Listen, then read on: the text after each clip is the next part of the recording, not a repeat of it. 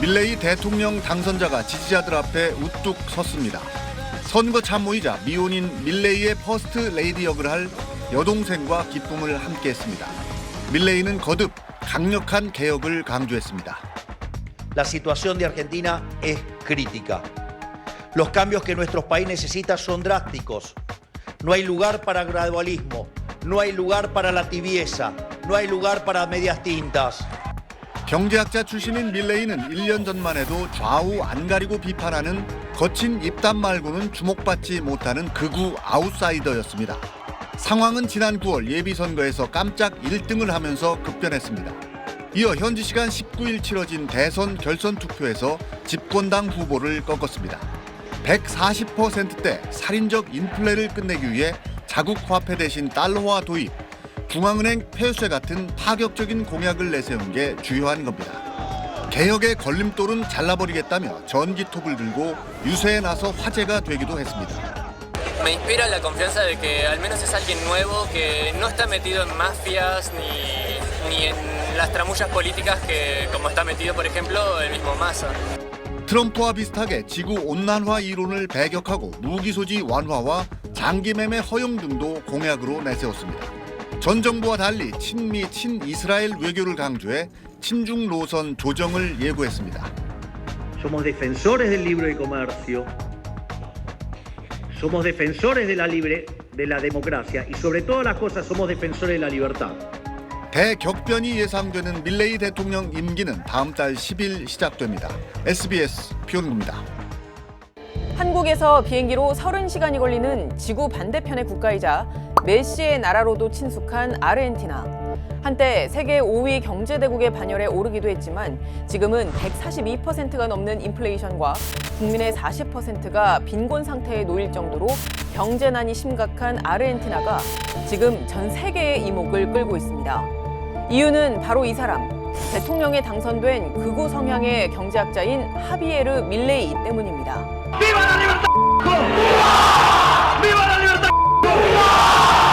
밀레이 후보는 55%가 넘는 득표율로 아르헨티나 대통령에 당선됐습니다. 여당의 세르히오 마사 현 경제부 장관을 10%포인트가 넘는 예상보다 큰 표차로 따돌렸습니다. La situación de Argentina es crítica. Los cambios que nuestro país necesita son drásticos. No hay lugar para gradualismo, no hay lugar para la tibieza, no hay lugar para medias tintas. 그가 괴짜 극우주의자 같은 평가를 받는 이유는 스스로 주장하듯 무정부주의자나 다름없을 정도로 극단적인 최소 정부와 시장 만능주의를 지향하기 때문입니다. 그가 내놓은 핵심 공약은 중앙은행을 폐쇄하고 자국 통화인 페소화를 폐지하는 대신 미국 달러를 도입하겠다는 공약입니다. 우리로 치면 한국은행을 없애고 원화 대신 달러화를 법정 통화로 쓰겠다는 과격한 주장입니다. 이 외에도 장기 매매를 합법화하고 총기 규제를 완화한다는 공약도 내놓았는데 이 공약의 기저에는 총이든 또 인간 신체의 장기든 모두 개인이 가진 자산인데 왜 국가가 개인 자산의 거래를 규제하느냐 이런 인식이 담겨 있습니다. Somos defensores del libre comercio, somos defensores de la democracia y sobre todas las cosas somos defensores de la libertad. 또 현재 18개인 정부 부처를 최대 8개로 줄이는 등 정부 규모도 또 정부 지출도 줄이겠다며 전기톱을 들고 유세하는가 하면 교황을 더러운 좌파라고 비난하는 등 과격한 언행으로 아르헨티나의 트럼프라는 별명도 갖고 있습니다. 경제학자 출신으로 좌우 가리지 않는 거친 비판으로 인지도를 쌓은 그는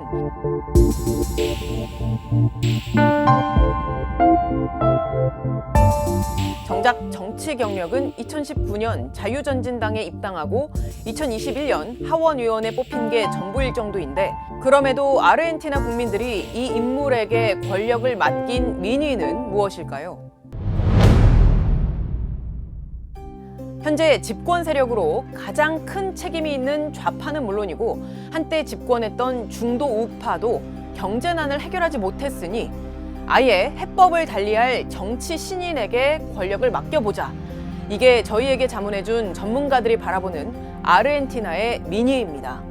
me inspira la confianza de que al menos es alguien nuevo, que no está metido en mafias ni en las tramullas políticas que como está metido, por ejemplo, el mismo Massa. 경제 위기가 지난 4년간 집권한 현 좌파 정부 시기에 더욱 악화됐기 때문에 집권 좌파에 대한 심판론이 작용한 건 맞지만 아르헨티나는 10년 동안 불황이었어요. 이런 그 경제 위기 문제를 정부가 해결할 능력도 없었고 의지도 없었고 그리고 더욱더 상황이 악화되니까 이에 대해서 불만이 커진 거죠. 그게 전부는 아니라는 겁니다. 이 민의가 나오게 된 결정적 요인, 즉 아르헨티나의 경제난은 매우 심각한 수준입니다. 전년 대비 94%가량이던 지난해 말 소비자 물가지수는 점차 오르기 시작해 지난달에는 142% 넘게 급증했는데 연말까지 185%로 뛰어오를 거란 전망이 나오고 있습니다. 게다가 4,577만 명의 국민들 가운데 약 40%가 빈곤 상태에 놓여 있고 공식 환율은 1달러당 365페소이지만 암시장 환율을 의미하는 이른바 블루 달러는 달러당 900페소가 넘습니다. 이런 경제난을 현재의 집권 좌파 페론주의자들은 물론 반페론주의자인 우파 야당도 해결하지 못했는데 전문가들은 이런 기성 정치권에 대한 불신이 이번 밀레이 당선의 근본적인 요인인 것으로 보고 있습니다. 그런데 여기서 페론주의라는 말 생소한 분들도 많으실 텐데요. 1940년대 처음 집권했던 페론 전 대통령의 정책을 계승하는 정치 이념을 뜻하는데 주로 복지 확대나 임금 상승과 같은 대중주의 정책이 주목을 받아서 포퓰리즘의 원조격으로 해석되기도 하지만 실제로는 스펙트럼이 더 큰 이념입니다.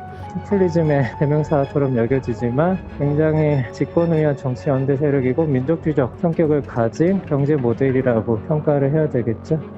전문가들은 이 페론주의의 본산인 아르헨티나에서 페론주의가 참패한 것은 이례적인 일이지만 보다 근본적으로는 기성 정치권에 대한 불신이 그만큼 적나라하게 드러났다고 보고 있습니다. 아르헨티나 국민들은 그 우파 정권과 좌파 정권을 모두 경험을 해봤지만 아르헨티나 경제 위기는 반복적으로 나타났고요.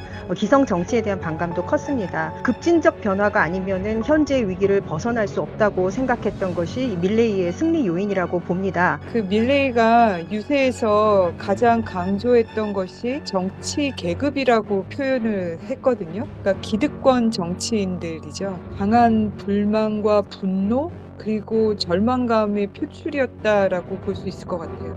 아르헨티나의 민심이 밀레이 당선인을 선택했지만 그렇다고 그가 공약한 내용들이 전부 다 실현되긴 어려울 거라는 분석이 대체적입니다. 밀레이 당선인이 의회나 지방 정부를 장악하지 못한 상태이기 때문입니다. 지난 10월 총선 결과 밀레이가 이끄는 자유전진당은 상원 72석 중 7석, 그리고 하원 257석 가운데 38석을 차지한 소수 정당입니다. 다 어려운 과제들을 제안을 했거든요. 근데 달러화도 상당히 어려운 정책이고 중앙은행을 폐지하겠다는 것도 이게 실현하기 어려운 그런 정책이고 공공지출 15% 삭감 같은 경우도 만약에 이걸 삭감하게 되면 국민들의 저항이 엄청나게 커질 거라는 거죠. 아르헨티나는 또 연방정부잖아요. 근데 주지사 중에 밀레이를 지지하는 주지사가 없어요. 그러면 지방정부하고의 협력도 많이 어렵고요. 그런 의석도 충분히 확보하지 못했고 기존 중도우파 연합과 선거 연대 과정에서 일부 지나친 공약은 속도를 조절하기로 약속한 상태입니다. 실질적인 거래는 지금도 다 달러로 거래해요. 그렇다고 해서 달러라이제이션이 추진하기에는 인플레이션에 미칠 영향이 어떨지 대통령이 행정명령에 의해 가지고 바꿀 수 있는 건 하겠죠. 근데 그 외에 시스템적으로 변화를 해야 되는 거는 사실 뭐 중도 좌파 세력이 의회를 많이 차지하고 있기 때문에 사실 거의 어렵지 않을까. 당장 다음 달에 IMF의 원금 상환을 해야 하고 미국, 브라질, 중국 의존도가 높은 아르헨티나 입장에서는 이 국제사회의 협력이 중요한데요. 근데 미국 바이든 행정부나 브라질, 중국에 대해서 밀레이가 비판적 입장이라서 공약이 제대로 이행될 수 있을지는 확실하지 않은 상황입니다. 실제로 밀레이 당선인은 선거 과정에서 미국과의 외교를 강화하고 중국과는 거래하지 않을 것이라며 친중국 정책을 폐기하겠다고 밝혔지만 당선 확정 연설에선 모든 국가와 협력할 것이라며 정책 수정 여지를 남기기도 한 만큼 다른 공약들도 일부 수정될 개연성이 있어 보입니다. 지금까지 뒷백이었습니다.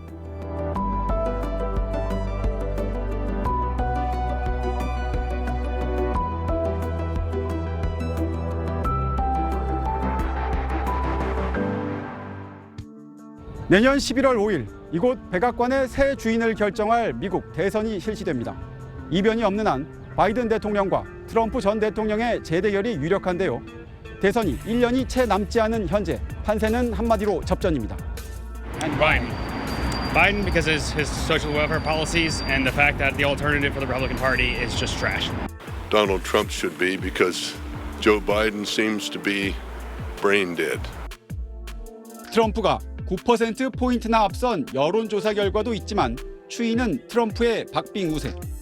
최근 조사에선 승패가 달린 경합주 6곳 중 5곳을 트럼프가 차지하는 등 한 발 더 치고 나갔습니다.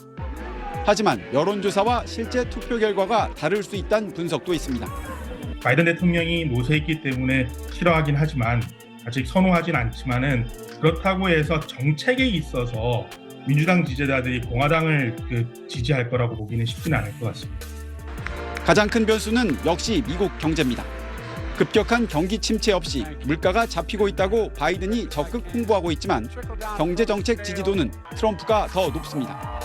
안보 정책도 우크라이나 전쟁 장기화, 이스라엘 하마스 전쟁이 터지면서 바이든이 밀리는 추세입니다. 여기에 역대 최고령이란 바이든의 나이, 4차례 형사 기소 등 트럼프의 사법 위험도 주요 변수입니다. Right now, Biden's hopes are hanging on things that are beyond Biden's control. Convictions by juries for Donald Trump, Joe Biden's age. 우리나라에 미칠 영향은 어떨까?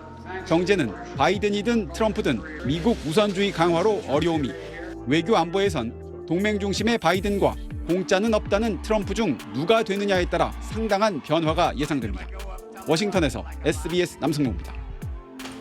1기 트럼프 내각 강요 9명과 백악관 구비 보좌관 출신 20여 명이 주축인 미국 우선주의 정책연구소입니다.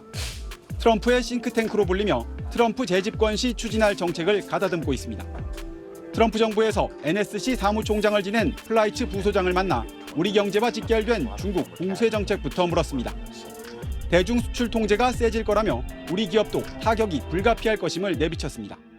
I think there's going to be pretty tight export controls and tariffs on China, and I'm sorry, this is going to hurt the economies and companies and some of our allies. 다만 모든 수입품에 10% 관세를 부과하겠다는 트럼프의 발언은 중국이 핵심으로 한국은 대상이 아닐 거라고 답했습니다. 외교 안보 구상은 어떨까? 일부 전문가들이 제기한 주한미군 축소나 철수는 없을 거라고 일축했습니다.